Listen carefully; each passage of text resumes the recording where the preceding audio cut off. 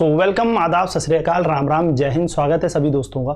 तो दोस्तों आज हम बात कर रहे हैं यूनिफॉर्म सर्कुलर मोशन यानी कि मोशन इन प्लेन में अपने सेकंड पार्ट की।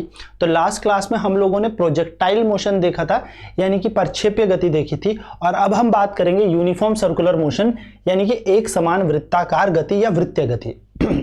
अब सवाल उठता है कि वृत्ताकार गति क्या होती है। तो बहुत इंपॉर्टेंट टॉपिक है, याद रखना। तो वृत्ताकार गति का सबको ऐसा लगता है कि एक मतलब है जो सर्कुलर पाथ में कोई बॉडी घूम रही है, और बात भी ठीक है।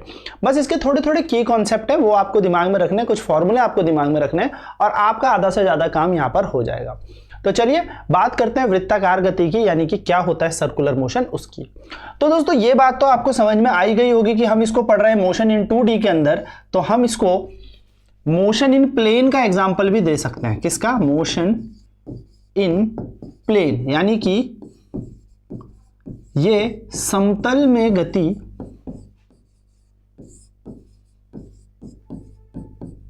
इसका भी एक उदाहरण है। ठीक है, सबसे पहली बात तो यही आपको जाननी है कि ये समतल में गति यानी कि मोशन इन प्लेन है।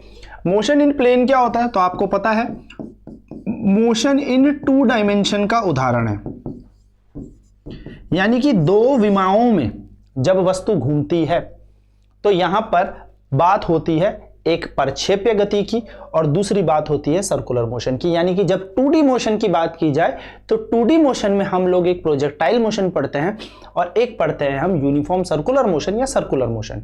ठीक है, इसे बेसिकली हम सर्कुलर मोशन भी कह सकते हैं।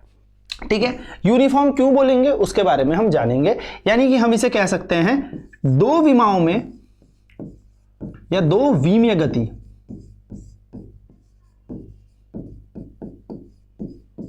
तो ये 2 विमीय गति का उदाहरण है। चलिए तो बात करते हैं होता क्या है सर्कुलर मोशन, पहले से थोड़ा सा समझते हैं फिर इसके बारे में बात करेंगे। तो दोस्तों मान लो यहां पर ये एक सर्कल है।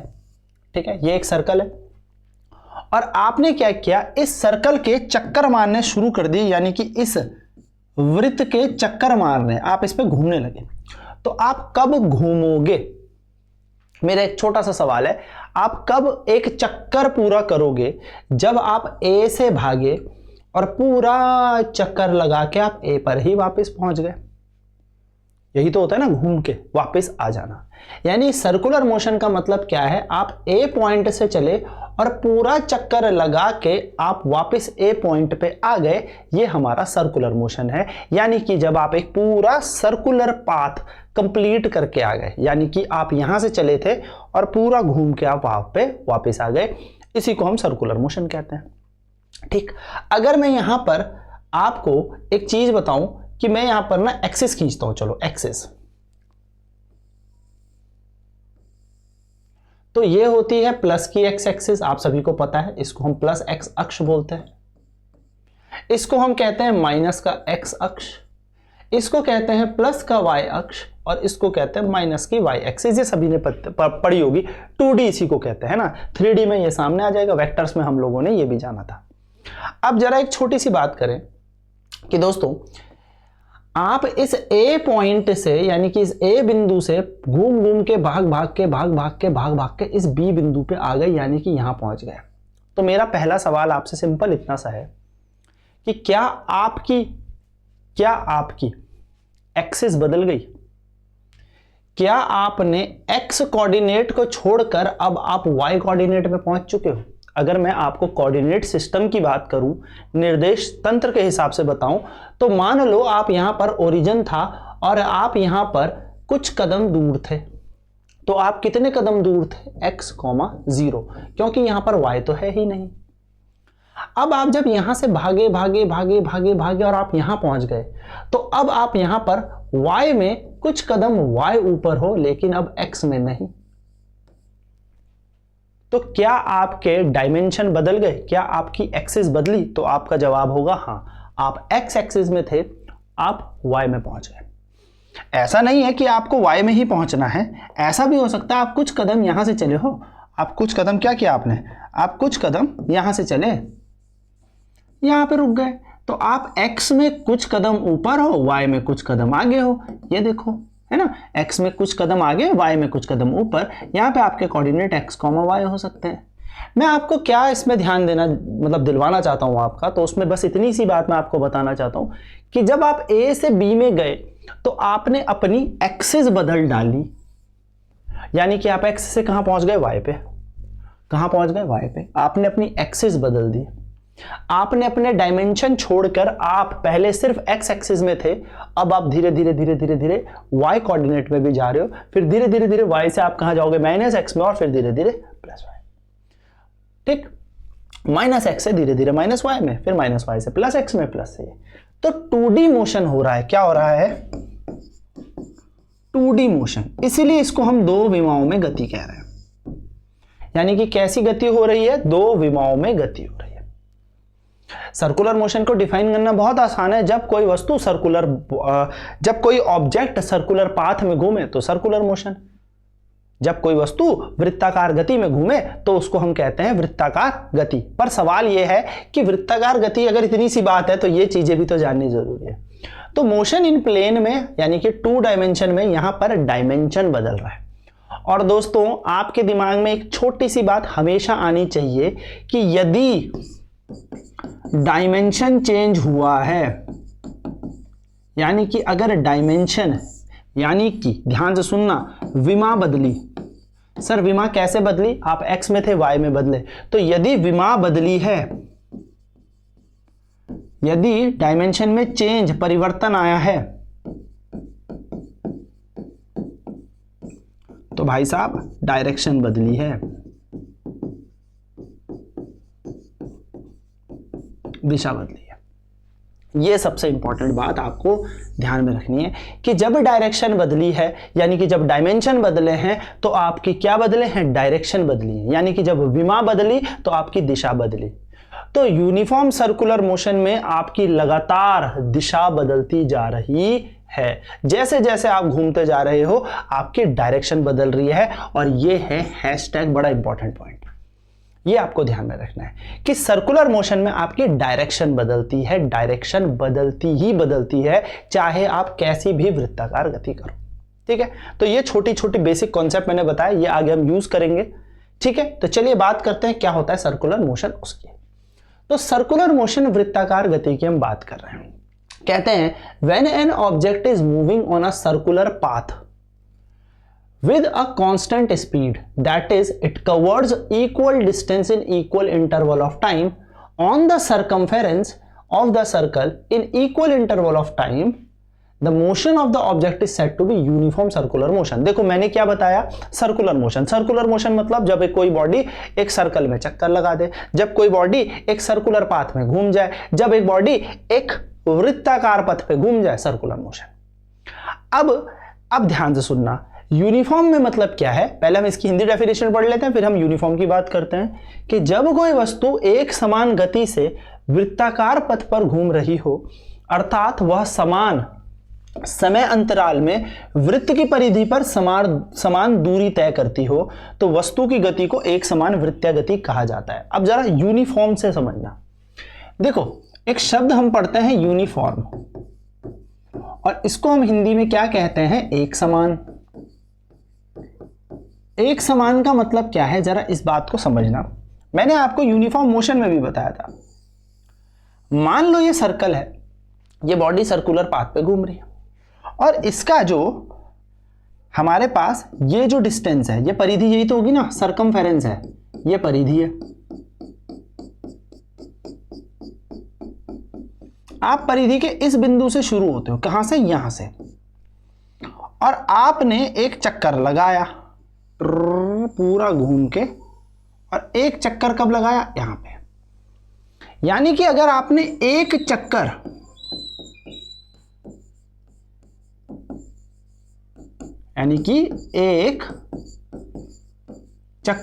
अगर आपने यहां पर 2 सेकंड में लगाया, एक चक्कर आपने 2 सेकंड में लगाया। अब मुझे नहीं पता दोस्तों इसका सरकमफेरेंस कितना होगा, वो डिपेंड करता है रेडियस में। आप सभी ने मैथ्स में पढ़ा भी होगा, रेडियस जो होता है उस पर डिपेंड करता है। सरकमफेरेंस 2πr परिधि का सूत्र होता है ना, तो वो उस पर डिपेंड करता है। हम उसकी बात ही नहीं कर रहे, हम नॉर्मल बात समझते हैं। तो इसने एक चक्कर कितने सेकंड में लगाया, 2 सेकंड में। तो अगर ये चक्कर ट्र घूम के 2 सेकंड में लगाया, तो अगला एक चक्कर भी ट्र घूम के 2 ही सेकंड में लगाना चाहिए। यानी कि इक्वल डिस्टेंस कवर करेगा, in equal interval of time.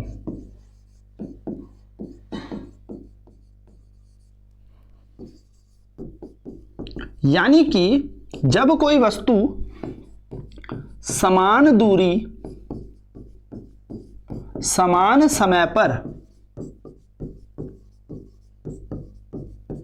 तय करे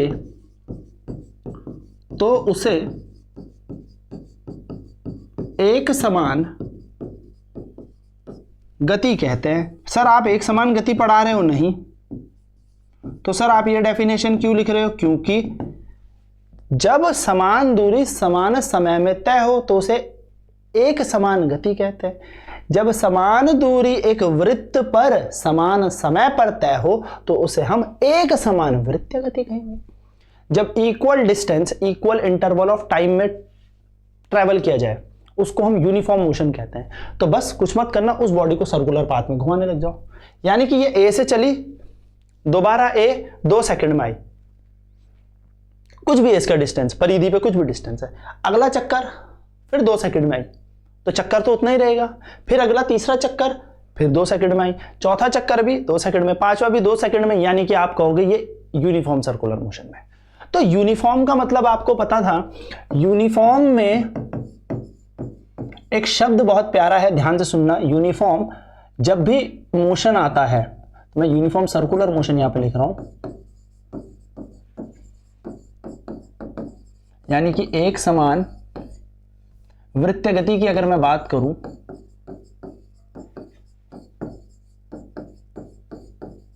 तो एक समान वृत्तीय गति में भैया आपको ध्यान में देखना है, स्पीड यहां पर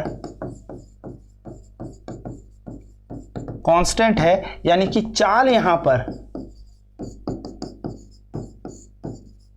नियत है। क्यों? क्योंकि जब पहले की चाल देखो, फॉर एन एग्जांपल मान लो मैं इसको सर्कल को यहां से काट दूं, ऐसे कर दूं, मैं इसे काट देता हूं, ठीक है। मैंने इसे यहां से काट दिया और काट के मैंने इसको ऐसे खींच दिया, ऐसे खींच दिया, एक स्ट्रेट लाइन बना दी। भाई आप इसको यूं पकड़ो, आप इसको यूं पकड़ो, तो ये एक सीधी तार बन जाएगी। अब मान लो ये सीधी तार है 10 मीटर की, आप इस 10 मीटर को 2 सेकंड में तय कर रहे हो, तो आप ए से बी आपकी स्पीड क्या होगी, यानी कि आपकी चाल क्या होगी, दूरी बटे समय 5 मीटर पर सेकंड। मैंने कहा बी से ए वापस आए भागते हुए, फिर आपकी स्पीड क्या होगी, 5 मीटर पर सेकंड, क्योंकि आप वही चक्कर कंप्लीट कर रहे हो, आप वही चक्कर बार बार लगा रहे हो, हमेशा उतने ही सेकंड में। तो क्या आपकी स्पीड कांस्टेंट होगी? क्या आप बोलो कि मैं इस चक्कर को तो 2 ही सेकंड में लगा रहा हूं, यानी कि मैं ये 10 मीटर 2 सेकंड में ही तय कर रहा हूं। आप जैसे अभी भर्ती में भी जाएंगे या किसी चीज में जाएंगे तो आपका फिजिकल होता है, तो फिजिकल में चक्कर लगवाए जाते हैं, है ना। तो फिजिकल में अगर मान लो 400 मीटर का ग्राउंड है, तो आपने 400 मीटर का ग्राउंड माना 2 मिनट में तय कर लिया, तो अगला 400 मीटर भी 2 मिनट में लगा लिया, अगला 400 मीटर भी 2 मिनट में लगा लिया, अगला 400 भी 2 मीटर में लगा लिया, 2 मिनट में लगा दिया। कहने का मतलब आप यूनिफॉर्म सर्कुलर मोशन कर रहे हो। भाई सर्कुलर मोशन में घूम रहे हो, इसलिए सर्कुलर मोशन। भाई वृत्त के चक्कर लगा रहे हो, वृत्त में घूम रहे हो, तो सर्कुलर मोशन। समान स्पीड में घूम रहे हो, यानी कि उसी बिंदु पर चले वापस आए, फिर चले फिर वापस आए, फिर चले फिर वापस आए, यानी कि आपकी स्पीड कांस्टेंट है। पर दोस्तों मेरा सवाल आपसे यह है, क्या डायरेक्शन कांस्टेंट है? अभी देखो इसका जवाब यहां से मिलेगा। डायरेक्शन तो बदल रही थी। क्यों सर? क्योंकि आप ए से बी तो बराबर स्पीड में जा रहे थे, लेकिन जब ए से बी जा रहे थे तो आपकी डायरेक्शन चेंज हो रही थी। इसलिए दोस्तों यूनिफॉर्म हो चाहे सर्कुलर हो, चाहे कैसा भी मोशन कर रहे हो आप सर्कुलर पाथ पे, वो आपका स्पीड कांस्टेंट तो रखेगा, बट वेलोसिटी आपकी चेंज होगी, क्योंकि आपकी डायरेक्शन चेंज हो रही है। शॉर्ट नोट्स बना लो अपनी कॉपी पे, आपके लिए बहुत काम आएगा। अब समझ में आया? क्योंकि आपकी विमाएं बदल रही है, तो आपका हर क्षण में क्या बदल रहा है, दिशा बदल रही है, डायरेक्शन बदल रही है, क्योंकि आपके डायमेंशन x से y, y से -x, फिर -x से -y, इस तरीके से आप घूम रहे हो। यानी कि आपके डायमेंशन बदलने के कारण आपकी डायरेक्शन बदल रही है, और यदि आपकी डायरेक्शन बदल रही है तो डेफिनेटली दोस्तों वेलोसिटी बदलेगी, यानी कि वेग आपका परिवर्तित होता रहता है। वेग आपका क्या होता है? परिवर्तित होता है। तो चाल नियत रहती है लेकिन वेग आपकी परिवर्तित होती रहती है। तो यूनिफॉर्म सर्कुलर मोशन में स्पीड कांस्टेंट लेकिन वेलोसिटी चेंज होती रहेगी। मैं यूनिफॉर्म की बात कर रहा हूं, एक समान की। जब असमान की बात करेंगे तो ये भी बदल जाएगी और ये तो बदलेगा ही बदलेगा, क्योंकि डायरेक्शन बदल ही रही है। तो आपको ध्यान में रखना है एक छोटी सी बात, और वो यही है कि in uniform circular motion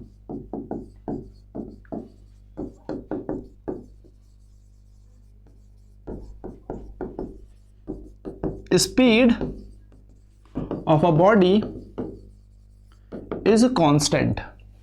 speed constant होती है but velocity is not constant, it changes continuously। क्या कह रहे हैं हम? कह रहे हैं एक समान गति में, एक समान वृत्ताकार या वृत्तीय गति में चाल तो समान रहती है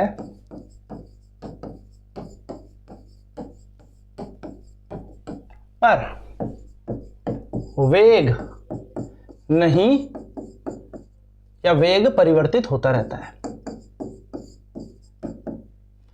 वेग परिवर्तित होता है, जिस कारण दोस्तों, क्योंकि वेग बदलता जा रहा है, वेग का बदलना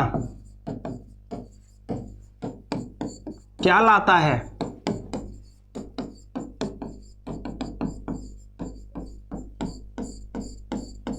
त्वरण। यानी कि चेंज इन वेलोसिटी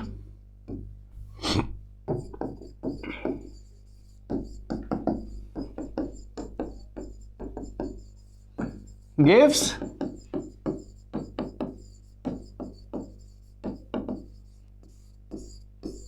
एक्सेलरेशन। तो मोशन आप सर्कुलर कर रहे हो, आपकी स्पीड कांस्टेंट है लेकिन आपकी वेलोसिटी बदल रही है, जिसके कारण एक्सेलरेशन आ रहा है। यानी कि आपका वेग तो क्या है भाई, बदल रहा है, वेग बदलने के कारण त्वरण आ रहा है, लेकिन आपकी चाल नियत है। तो दोस्तों नोट पॉइंट डाल के लिख लेना, UCM यानी कि uniform circular motion is an accelerated motion. को ये मत कह देना इसमें एक्सेलरेशन नहीं होता, it is an accelerated motion. यहां पर त्वरण होता है। कारण क्या है त्वरण का? क्योंकि वेग आपका निरंतर बदलता जा रहा है, ये एक त्वरित गति है। क्या कह रहा हूं मैं? एक समान वृत्तीय गति एक त्वरित गति का उदाहरण है। यहां पर एक्सेलरेशन होता है। स्पीड कांस्टेंट है लेकिन वेलोसिटी नहीं, वेलोसिटी चेंज होती जा रही है। क्योंकि वेलोसिटी चेंज होती जा रही है तो क्या आएगा? त्वरण यानी कि एक्सेलरेशन आएगा। तो आपके पास एक्सेलरेशन होता है। तो कभी क्वेश्चन आए कि सर्कुलर पाथ में घूमते हुए क्या बॉडी के पास एक्सेलरेशन होगा? आपका आंसर होगा हाँ, it is an example of accelerated motion. ये एक त्वरित गति का उदाहरण है। क्यों? क्योंकि भले ही आप चक्कर समान लगा रहे हो, देखो आपको ना सिखाया क्या जाता है, 5 में से 5 गया तो 0, बात भी सही है, पर हमें मैग्नीट्यूड सिखाया गया। लेकिन 5 आई कैप माइनस 5 जे कैप क्या होगा? सोच सकते हो? तो बस यही समझो, आई कैप का मतलब है एक्स एक्सिस और जे कैप का मतलब है वाई एक्सिस। कि आपके पास 5 तो मैग्नीट्यूड है, 5 मैग्नीट्यूड तो है, लेकिन आप उससे 5 जे कैप माइनस नहीं कर सकते, क्योंकि ये बता रहा है आपका स्पीड एक्स एक्सिस में और ये बता रहा है आपकी स्पीड वाई एक्सिस में। तो आपका मैग्नीट्यूड भले सेम है, परिमाण भले सेम है, पर आपकी दिशा परिवर्तित हो रही है, जिस कारण आपके पास त्वरण भी है। तो दोस्तों एक बात याद रखना, नोट पॉइंट, सीधी सीधी बात, वेलोसिटी का मैग्नीट्यूड काम आएगा आगे आने वाले टाइम में। वेलोसिटी का मैग्नीट्यूड मैं नॉर्मल वर्ड्स में लिख रहा हूं, ध्यान रखना, स्पीड होता है। यानी कि वेग का परिमाण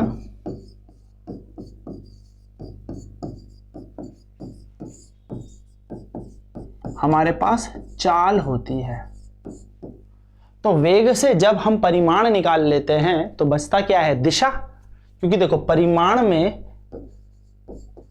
दिशा जोड़ दूं तो ये वेग बन जाएगा, लेकिन अगर मैं दिशा हटा दूं तो ये स्पीड बन जाएगा। भाई चाल बदल जाएगी, चाल में डायरेक्शन जोड़ दो क्या बनती है, वेलोसिटी। तो बस इतना सा ही फर्क है और वो यूनिफॉर्म सर्कुलर मोशन में ही हम देखते हैं। तो आई होप आपको ये छोटी सी बात समझ में आ गई होगी कि एक्सेलरेटेड मोशन है क्या है। चलिए आगे बढ़ते हैं और थोड़ा बात करते हैं कि टाइम पीरियड क्या होता है। कुछ टर्म्स हमें जाननी है, कुछ टर्मिनोलॉजी हमें पता होनी चाहिए। सबसे पहले हम बात कर रहे हैं टाइम पीरियड। तो in circular motion the time period is defined as the time taken by the object to complete one revolution on its circular path. It is generally denoted by t and its unit is seconds. Time period जिसको हम क्या कहते हैं, समय अवधि भी कह रहे हैं।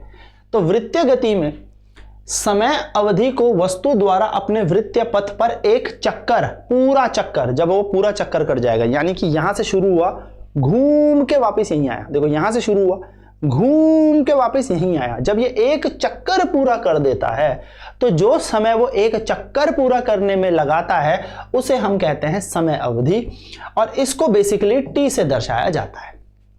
सिंपल सी बात है। यानी कि अगर मैं बात करूं कि ए बिंदु से भागे और ए बिंदु से भाग के आप वापस ए पे 1 सेकंड में आ जाते हो तो यहां पे आपका टाइम कितना है, 1 सेकंड। यानी कि एक पूरा चक्कर लगाने में जो समय आपको लगता है वही आपका है टाइम पीरियड। ठीक है, टी से हम इसको डिनोट करेंगे,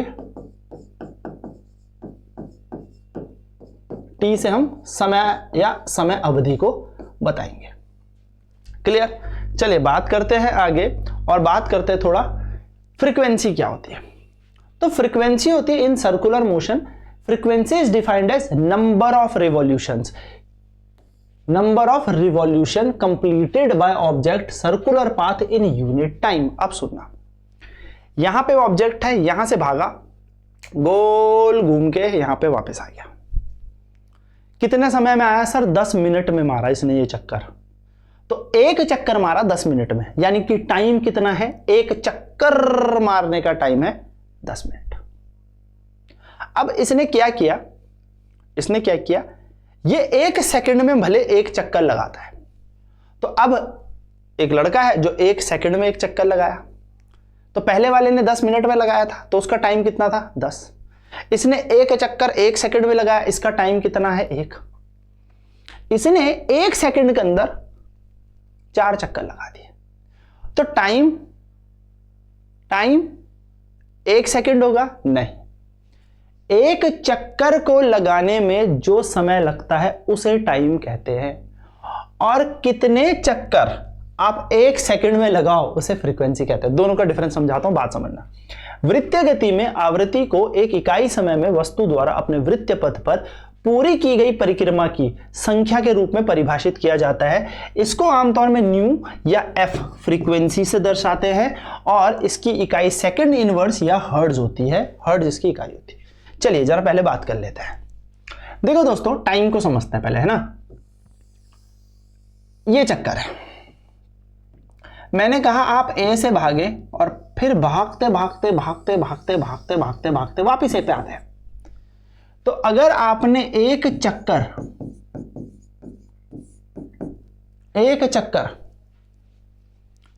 1 सेकंड में लगाया, एक चक्कर 1 सेकंड में, तो एक चक्कर आप जितने भी सेकंड में लगाओगे वो टाइम होगा। अगर एक चक्कर आप 10 सेकंड में लगाओगे तो आपका टाइम यहां पर 10 सेकंड होगा। अगर एक चक्कर आप 50 सेकंड में लगाओगे तो आपका टाइम 50 सेकंड माना जाएगा।